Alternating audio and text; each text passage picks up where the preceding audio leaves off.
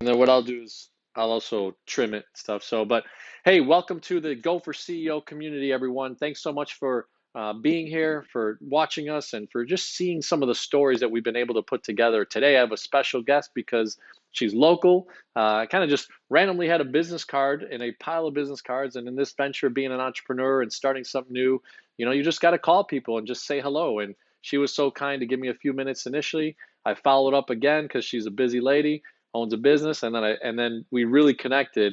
She has an incredible salon in the Aurora, Illinois area.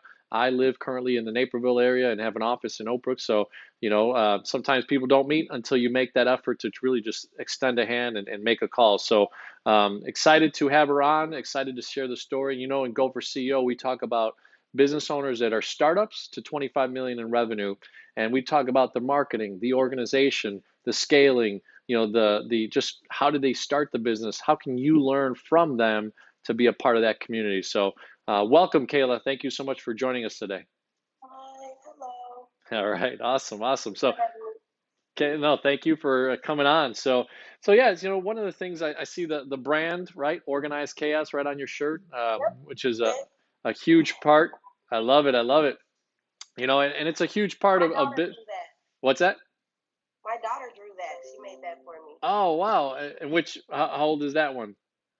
She's the oldest, so she was 13 when she did it. Okay, awesome, man. So she's got that seed of greatness and entrepreneurship as well. That's awesome. I love that. Is she now into graphics as well, or like? She does makeup and lashes. Okay, She all right, knows how to do hair, but that's not her preference. okay, So she's taking classes to do lashes, and she's up here sometimes doing that. awesome.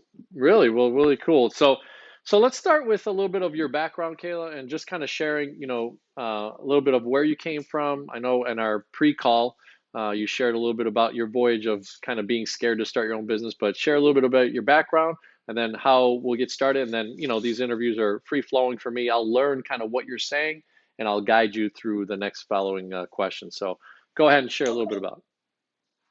Okay, so I am an only child of my mother. All right, me too. She raised me by herself. I've been in Aurora pretty much since I was about 4 years old. I moved out here in the first grade. Wow. Oh, And hold on one second. we lost you there. Oh, can you hear me? Yeah, go ahead. Okay. Yeah, I moved out here in the first grade and pretty much have been here since. I've moved away for maybe 7 months at one point, but pretty much Aurora's been where I've been my entire life. Awesome. And, Um, I have three daughters. So starting out, I went to Wabanzi High School, graduated from there in 97. I'm sorry. And thought I was going to be a nurse or something like that in the medical field, and ended up starting a family early. So I ended up being a wife and mother of three daughters, which I mean is doing a lot of hair to begin with. I had a group of about three or four girlfriends that also had daughters, so that's kind of how I ended up doing hair to begin with, okay. as a necessity. Yeah. I worked in customer service for about 10 years for different companies, for Ameritech, for US Cellular, Allstate. I worked in HR. I did a lot of different types of jobs. I worked as a scheduler for a home health company. Um, Nothing really kind of fit for me, especially on like an income level, because I was paying so much in childcare that it was like I was working to pay the Mm. babysitter. So some friends were like, yeah, maybe you should just start doing hair a little bit more. And I kind of risked it, went to school. Actually, I ended up going to school a total of 3 times before I finished, Okay.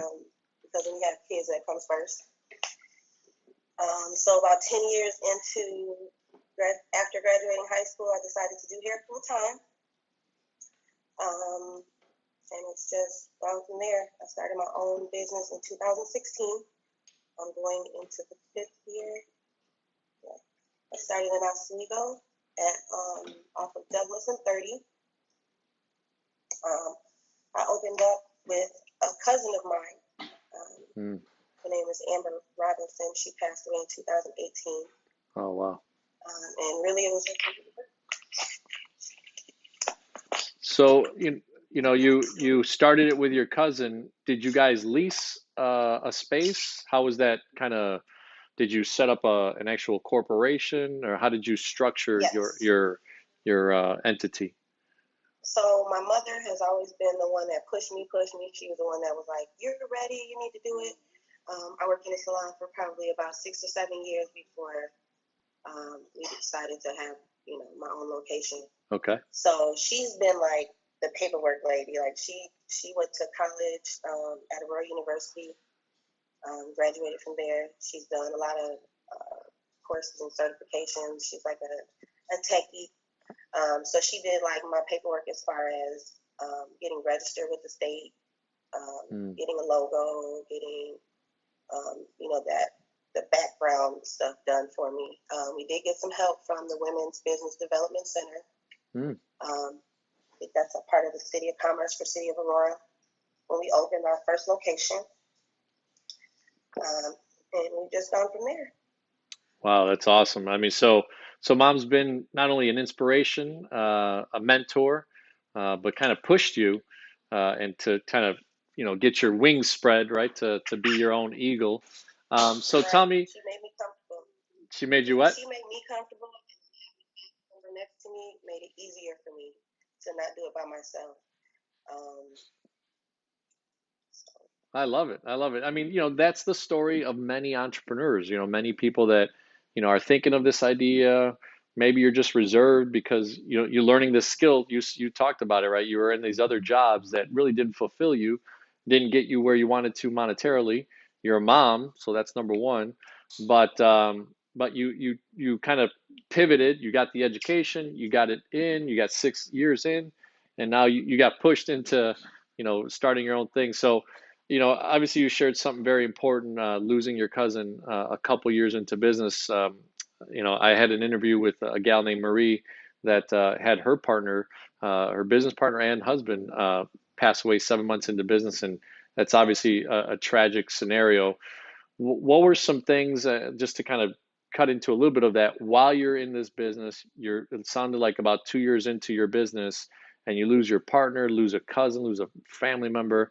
What was the transition, and how did you cope with business? Did you have some operating things that kept you afloat to be able to stay in business, or was it kind of like you just dealt with it and then kind of went right back to working?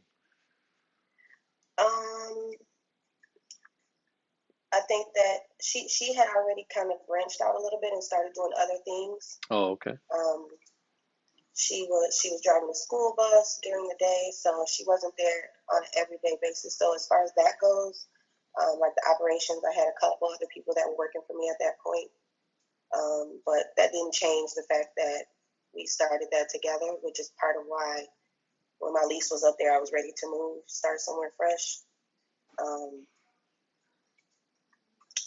because it was hard just going in there every day because I used Mm. to call her first thing in the morning, like, hurry up. Yeah. What are you doing? You live closer than me. How do I beat you here? Like every day. So, um, just having, I guess, strong family members around to help get past that. I mean, it's really not nothing that you really get past, but Mm. it's motivated me To amongst other things. honor her, yeah, right, and Yeah, I have partnership. her. I keep her picture at my station. Oh, we're getting a tour, everybody. Oh, wow, inspiring too. What a beautiful gal. Thanks. So thank you so much for sharing that. So obviously that's a tough time and a tough period, and all of us that lose someone. I lost my mom in 2014. Now 6 years. It just doesn't even seem real that it's been 6 years already. Um, but as an entrepreneur, and life, you're just going to have these situations. You're going to have ups and downs. Tell me a little bit about kind of just how you started ramping up, over the last 2 years, from 2018 now to 2020. It sounds like you then leased your own new place in Aurora. You had already established your corporation. You got your logo going. You got the brand going. What were some things that you did to really kind of solidify the brand of who you are, and then go from there? Since the beginning, I've been doing a lot of community service. Now, one thing was when we did open, it was my mother, myself. I was married at the time. He was a barber, and my cousin. Okay. I have been able to, I guess, Facebook my way through a lot of things. I know a lot of people. I have a pretty large family. My mother is one of 14 children. Wow. Okay. Some of which live here, have children here. She has first cousins here. So I've always known a lot of people in this area. So it's Okay. always been easy for me to build because people are able to see your work. Word of mouth is huge. Right? Sure. That's the majority. So I said that between the three of us, myself, my ex-husband, and my cousin, we pretty much knew everybody in Aurora. I felt like. Wow. So that helped with building in the beginning, and then mostly word of mouth after that. What sets me aside is I'm more natural than a lot of people. There are a lot of stylists that only deal with chemically treated hair because it's on average easier to deal with than natural hair. But we're at a point where for African Americans, we're at like 75, 80% of us are natural now and not treating our hair chemically. One thing that I was taught in natural hair school, because I actually went to natural hair school, one thing that I was taught is that, some of these chemicals have been shown to cause cancer. I have cancer in my family. I've lost an uncle to cancer already. I have other family members close. Like I said, my mother has 13 brothers and sisters, so I have other aunts and uncles, and then my father also has family members that have been affected by it. So that was a huge concern for me. At that point, I already wasn't using chemicals to do people's hair, but at that point, I was actually discouraging people and teaching them how to, deal with their own hair, and that it was healthier and it would grow better, and showing the results. So that's why I started making oils and doing, I did a lot of research on essential oils. I made a lot of posts about that type of stuff. When we originally opened, that was my angle. It was natural, and I've kind of stuck to that. I've gotten more natural as I've gone on with making the shampoo, because originally I was not making my shampoo. So, I sell the oils. They work. There's some, like rosemary is a natural minoxidil, so for people that have issues with hair growth, there's a concoction that I make. Each person has their own recipe. So that's kind of what sets it aside, and I think that's what makes the word of mouth get around quicker, because there's really not anyone else that's invested the money and time into that piece of it. yeah, that's a lot of research and development that you put in. And so you started just with cutting, and I know you do like braids and all these types of things, right? Part of the culture, right?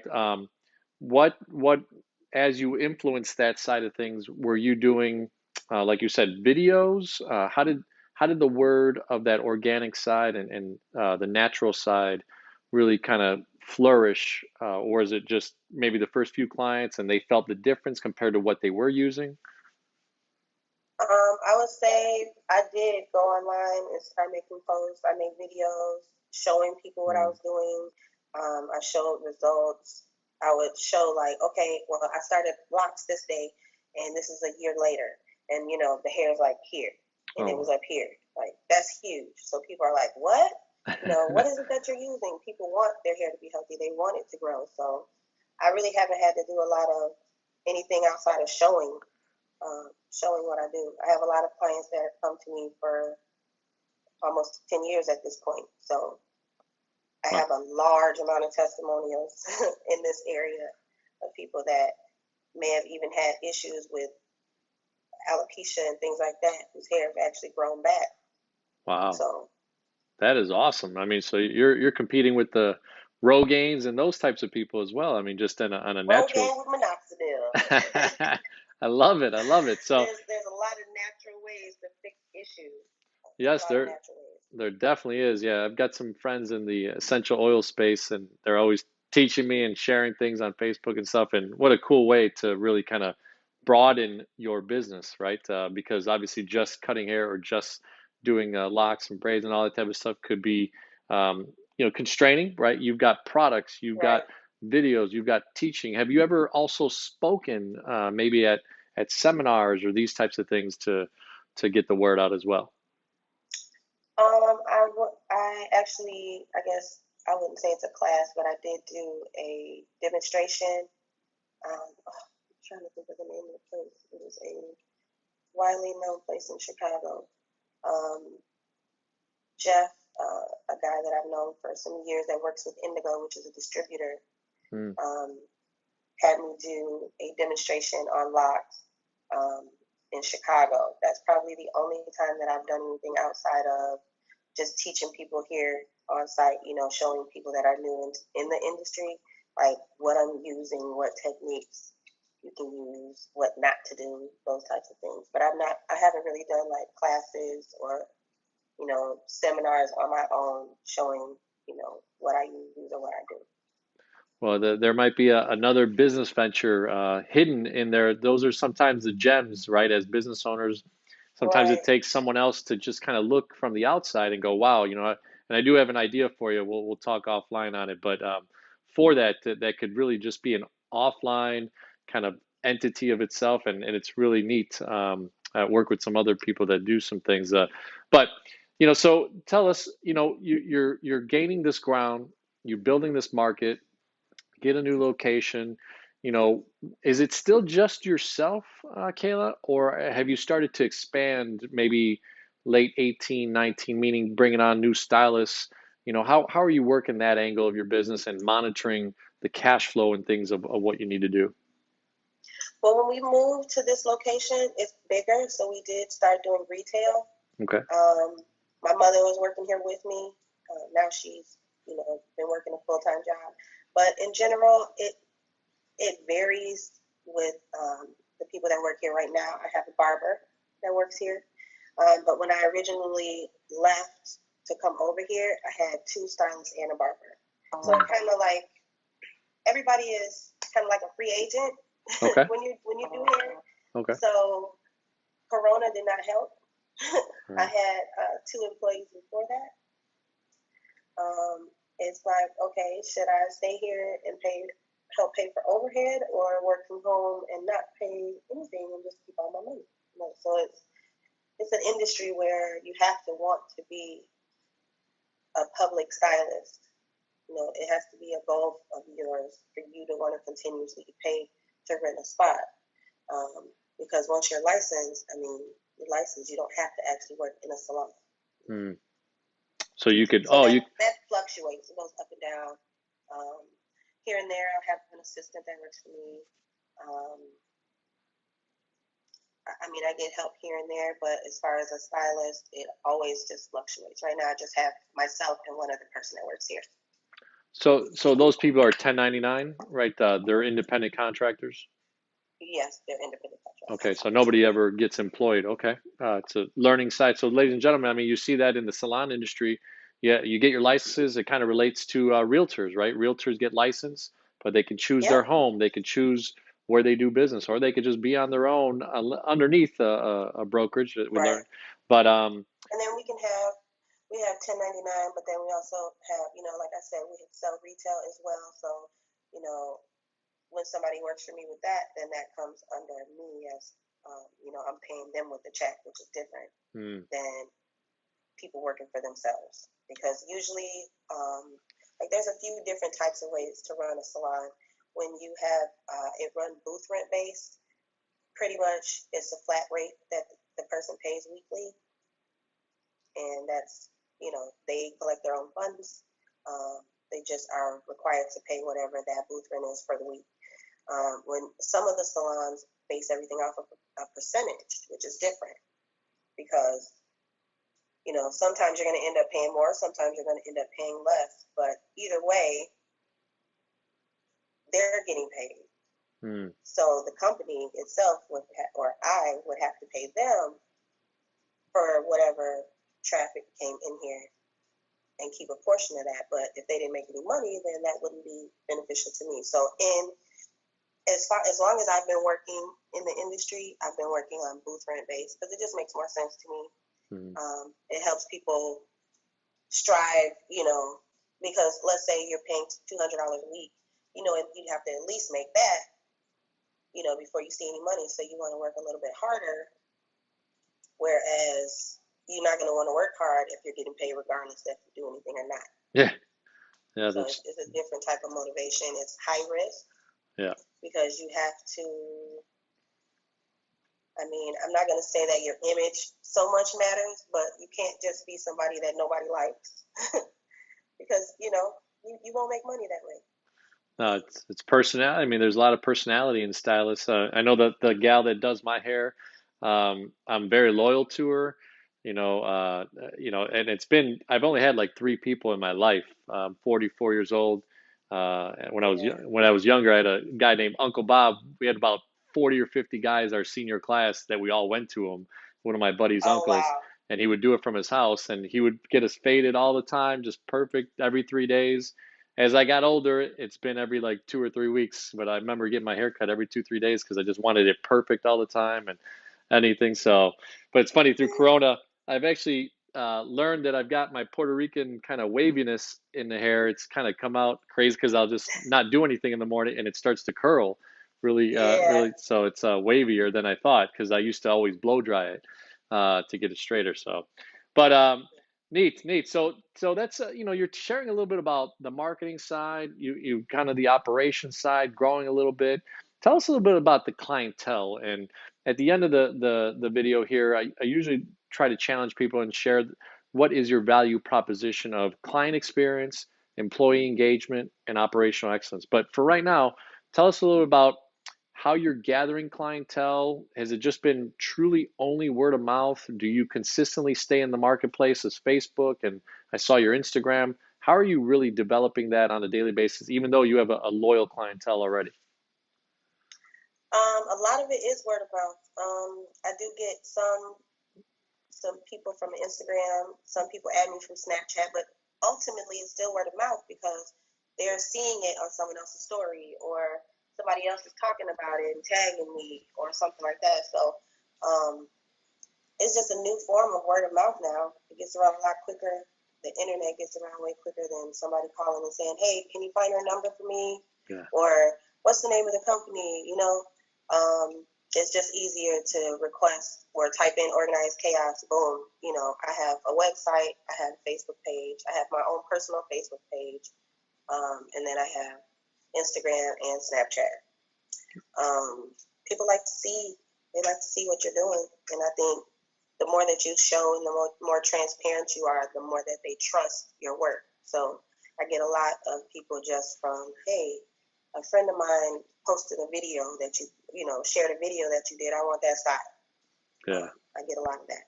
I also participate a lot in nonprofits. Okay. So I do activities sometimes, like during the summer, I'll do softball game. I had softball games that we did a couple years in a row. The first year that we played, we were the winners. The women were. All right. So things like that, where you're getting out there and people are getting to know your name. People are tagging you in pictures from, barbecues that you did and things like that. So, or seeing you at them. I got a lot of clientele originally from doing a back to school event where I did hair for free all day, and I got people that wanted to come and pay for my service at that point. So, Wow. I don't know. I think the internet is huge right now because, especially in these times, we're not really going places and seeing people anywhere as much. I don't Mm. try to. I try to stick to going to work, going home, going to work, going home. Mm. So the internet is definitely huge. Facebook for me mostly. I love it. I love it. And yeah, it's changed the game. Maybe 20 years ago or even 15 years ago, You saw people spending more money, maybe advertising, webmail, or mailbox like coupons and stuff. I did see you on, I think on Groupon and some other things, just doing a little research on you. Mm-hmm. But um, but it seems like really you've let that organic way of marketing let your clients be out there in the marketplace, let them speak for you, which is a really cool way because obviously you're lessening your expenses on those types of things, and you're not giving away as much like on a Groupon. I know it could be a little bit costly just to bring in a new client. What's your percentage? Do you know offhand the kind of the percentage of people that once they do have that first experience with you that they come back? I would say that it's pretty high. So I'm probably at about 85-90% Wow. Okay. at least. Because a lot of what I do is something that is like a necessity. Hmm. Well, I just started my locks All a right. couple months ago, but the majority of what I do now at this point is locks. When I originally started, the majority of my clientele was children Okay. because I was a braider. That was what I did is I braided kids' hair because that's what I was used to. I braided my kids' hair, I braided my friends' kids' hair, but then I kind of evolved into the whole natural thing. Um, when you're starting a process like this, it's almost like it's literally a journey. So I'm kind of like helping people through. This is a tough process. You Yeah. know, it's not totally accepted by the whole world. It's like, oh, what's going on with your hair? Well, this is the process I have to go through before it gets to the beautiful long hair that I'm looking for. But um, since this is mostly what I do, I always have somebody that comes back within the first 30 days at least. Wow. Okay. Um, And is that this more of is a something that you do maintenance? every 30 days. Okay. So when you start the process, I get a lot of people that I actually started the process of. So they have been loyal clients to me every month for years. Wow. And so just help educate me and the community when they see this. So you're taking your natural hair, and it's called locks. So I wasn't as familiar with it, and it's growing out, and then you're also maintaining it in that relationship so that it gets longer, and then you feed it, you give it nutrients and all the stuff that you Oh, do, and exactly. then Exactly. It create our scalp already creates its own oils. okay, So I mix some aloe vera and some other things into it just to keep it healthy and keep it clean. The majority of the maintenance portion of having locks is getting your hair thoroughly washed and retwisted. okay, So I mean, I don't have a fresh retwist or anything, but you see, each individual piece okay, is twisted and maintained. When you have dreadlocks, yeah, they're left to grow together, and they turn into this big. You see a lot of that in Florida, I yeah, guess. I yeah, guess a lot of Miami people have like the big chunky locks. They only have like three, um, or dreadlocks. okay, Locks are something that's washed, clean, maintained, twisted, styled, kept to look good. But either way, it's still a journey because in the beginning you have to go some time without doing anything to it. You have to just let it mat up and get dirty. You're not wanting to wash it because you want it. You want to get to a point where it's sticking together. Like I have most of mine are like stuck together all the way to the end. It's kind of hard to explain, but no, no, it's definitely, definitely a journey because it's a mental journey as well as a physical journey. sure, Because you are outside and everybody's looking at you like, what is wrong with your hair? But then as time goes on, they're like, wow, I can't believe how pretty your hair is. Yeah, I mean, you have to go through a rough patch, but once you get wow. past that, it's beautiful. I mean, I hope people just replay that last minute and a half or two because it's so essential to think about even just in life, right? Your hair is Mm-hmm. representing a journey, and the way that you decide to take that next formation of your life, the way you decided to recreate yourself from customer service and working in corporate America. Your mom pushed you, and then you get into this other aspect, even though you were used to doing braids and became that person in the salon. Now you're starting to, you started this journey a few years ago, and you've become really the expert in your area. So wow, that's really awesome. I mean, I appreciate you sharing that. And I think that's where the value is, right? So Definitely. tell us a little bit about kind of the operations. You had mentioned quickly that your mom is kind of the finance person or kind of the back end office person. How do you guys work together for you to be the face, the entrepreneur, the builder of this community and what you're doing, and then also your mom, or even I don't know if you have a like an outside CPA as well or accountant.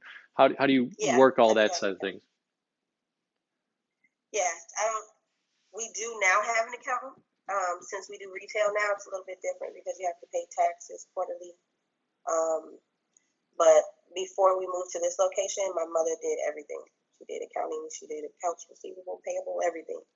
Um, she was retired at that point. She has started back working some, so and she's a little bit up, up in age. So I don't want her, worrying too much. But she literally sends me texts like, "Hey, this has to be done. This has to be done. This has to be paid. This has to be paid. We have this on this day." Like we have text messages. We are very close. We talk all day. I'm sure she's probably gonna call before I get off the Zoom call. I'm sure if she doesn't show up Well, because she doesn't work far from here. if she shows up, we'd love to have her. Love to have her on. So. Yeah, yeah, yeah. She's definitely a special lady. So, um, yeah, she is operations. I'm not gonna lie. When we started this business, um, and I thought of the name Organized Chaos. My mother's name is OC, Okay. starts with the O. My name is Kayla, starts with the K. I wanted to be okay. And the two things that matched us most is how we turned into this. I'm the chaos, she's the organized one. And so as far as like taxes and all of those types of things, she handles all of that. How did you I vet just out your accountant recently? You said you added an account recently, and I don't know if you work with a business banker or someone that kind of guides you as far as like even the real estate that you have right now, leasing, and future ventures that you'll grow into. mhm. How did you vet them out and kind of decide on the person that you wanted to work with? As far as the banks, Yeah, banks, accountants, realtors, all. okay. As far as an accountant, I work with an accountant that's very well known, Mr. Olier, very well Oh, known in Aurora. I actually know him. Yeah, yeah. Yeah, I was Yeah, gonna say you probably know him. yeah, yeah, yeah. He's well Everybody known. does. Yeah, yeah. I know him. Yeah. He used to come and get his hair cut at the shop I worked at for like 7 or 8 years. Okay. So we've added him to help with taxes and those types of things. So he's, like I said, a very well-known accountant. That's who we've been using. My mom kind of deals with him directly. Um, we'll meet here and there just to catch up on things and see how things are going, but I don't even really have a lot of communication with him personally myself because I'm always working or trying to do something or be involved in an event on top of the 3 kids I have at home. So. Yeah. More to add, right? So Right. awesome. Well, look, I mean, I really am gathering a lot of information just from what you're sharing, and I really appreciate the journey that you've been taking. So tell us a little bit about kind of where you see yourself in the next 2, 3, 4 years. Are you looking to scale, meaning add on new stylists? Are you coming up on your lease and maybe thinking about owning your own location? Or I don't know, maybe you do own your own location already. How is that dynamic working within the future of your business? So that idea has kind of changed. I've been brainstorming ever since March when Corona hit, because my thought process now has to be a little different when it comes to overhead. Mm, Because at the end of the day, whether we're open or closed, if we don't own this building, we have to pay. mm. So I've just been looking into maybe branching out to open in a different state, Oh, wow. so to maybe have more than one location. Also been looking at maybe becoming mobile, um, or just going full on with products, just things that I don't have to actually have person to person contact to make money to do. Um, been looking at a lot of different things. Top of the list right now is possibly opening another location in a warmer area, because I want my mother to retire in a warm area. Okay. I'm an only child, so that's my main concern is, you know, taking care of her and taking care of my children. So Very noble. Yeah. depending on No, how things going, right now I think they closed the restaurants and bars down here about a week ago. Our numbers are pretty high when it comes to that right now. So we're back on the edge of possibly having to close again. And that's just making me brainstorm on different ideas. Like, are there other areas that are having these kind of issues as often? That may be a little cheaper, that may be a little nicer on the weather, where it's not gonna give us 10 feet of snow in the winter. for So sure. those are the things I've been looking at. I'm hoping when you check back in with me in 5 years that one or all of those things can happen. Well, we'll try to keep it quicker, 6 months to a year, to always check in Oh, and okay, see. cool. Yeah, no, but I definitely want to have you on again. So let's transition a little bit about maybe since you're thinking these plans, let's take the journey of what some of these products. You said that you make some of them on your own. Do you also get distribution rights to some other ones? How are you building out the product side? Obviously, retail is in your store, but it would seem that with the internet and with the ability to kind of automate that side of things, how are you thinking to maybe flourish that side of things? So Oh, okay. I make a lot of posts as well and show some of the items that I have. A lot of what I have is things that my clients will possibly use or that I use that they may want to take home with them, accessories that they can sleep with and things like that. Mm, Um, the products that I make, I don't know if you can see. yeah. Okay. Yeah, Tho- Those are private label ones that you've made? no, these are the main brands that I make, and then I have my own. I don't know if we have any that are already labeled right now. I just sold a bunch of them. Okay. I have my own labeling and everything. And what kind of The only margins? thing that I sell on a regular basis that's made by me is the oil. Okay. And I guess how do you produce that? Do you get a co-packer, or are you just doing it at home? What's the margins behind them? Like what are you seeing as an advantage of doing it yourself compared to maybe linking up with someone that's already doing something, but maybe matches some of the style of the way that you want to do it? Say because I can cater my product to each person, which means that they're going to get a better result Oh wow, okay.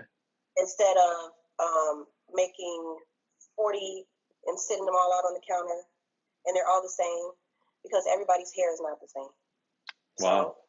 So I make it right in front of you when you come. How do you gather some of that data? Are you just through the questions that you're asking? How are you developing a different formula? Yeah.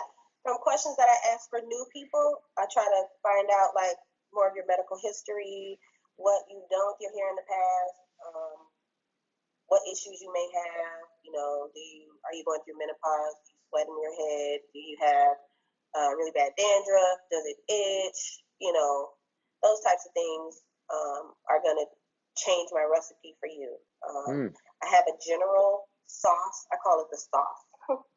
I have a general sauce that I make, but usually if you come in and buy it from the store, come in here to buy it, I'm going to cater it to you anyway. If you're my client, I already know what you need.